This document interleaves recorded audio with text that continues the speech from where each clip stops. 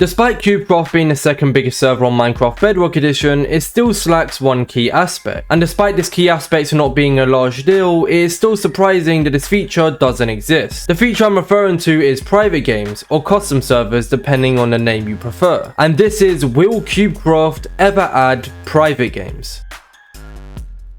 Private games do exist on Cubecraft, but yes, you guessed it, only on Java. It is however only accessible to staff and content creators currently due to it still being in beta. Also, one last thing before I start, I want to give a big shout out to Broslader for being in the background gameplay for today's video. The video recorded was originally meant to be a collab video, however the collabs didn't do well, so I asked them could I use this as background gameplay instead, and they said it was fine, which is great. So a massive thank you to them, and their link will be in the description below. Let's start with how it works on Java Edition. So like mentioned before, of course Java is the priority, so they have private games and Bedrock doesn't. But how exactly does it work? So basically, you walk up to the NPC as shown on the screen, then you click on the Never Start. Once done, you will choose to play either solos or squads. In the clip, I chose to play solos. Once selected, you also get the option to choose a map if you right click. This is a normal feature on Java, which once again doesn't exist on Bedrock. Then it will eventually send you into a game. Sometimes it takes longer to load than others, and to start a game, actually start the game, like start playing, you need minimum 4 people. Once you do eventually get 4 people in, if you only want to play with 4 people, then that's fine. You can do /full start in order to skip the long countdown and start the game. I did have a clip of this command in action, but someone was spamming me in chat, so I just prefer not to use the clip. You also get the same voting options as you would in a normal game. However, from my knowledge, voting perks still apply, so only if you have the required rank you can vote, but I could be wrong. There's no custom settings sadly, but it's still a fun way to play with only friends nevertheless. And like I said, this is still in beta, just they finally wanted to let content creators give it a go and they wanted to test it. Now let's look at custom servers on the Hive. It's not a massive perk, but private games really are one of the reasons Hive excels so much. For example, sometimes myself and a few other Q players go play Hive custom servers because it's really fun. I'm not going to be going into exactly how this works since most of you will most likely know. However, I will mention that to get access to custom servers, all you need to do is spend £8 on Hive Plus, which is amazing by the way. It's cheap and isn't the only perk you receive with Hive Plus. As well as this, it's affordable, a one-time purchase and a massive reward for playing / supporting the server. You can also start custom servers with only one other player, meaning you don't have to wait for 2 others to join in order to play, which is nice if you want to 1v1 someone else, especially since the Hive doesn't have duels. Another genuinely nice feature is the ability to change the settings of the game. For example, on Skywars you can change the ore rate, how many lives, and I'm not sure if you can change the time, which I'm gutted about, but I could be wrong. You can also cap the player count, and there's just so many other cool settings you can do, which makes it so much more fun to play. There's not much I wanted to address here other than how much of a success it has been on the Hive Bedrock Edition, and also to show off it is possible to do and is really easy to make it accessible for the player base. Let's now take a look at if private games would be successful. Short answer, of course they would. On Java right now, only being accessible to staff and creators, they are already so successful. So imagine releasing them to the version with a much larger player count and more content creators. I asked around and I've brought it up in convo a few times about private games, and although it not being a necessary feature and more of a cool one, not a single person I talked to disagreed with the idea. By the way, I mean talking to the community.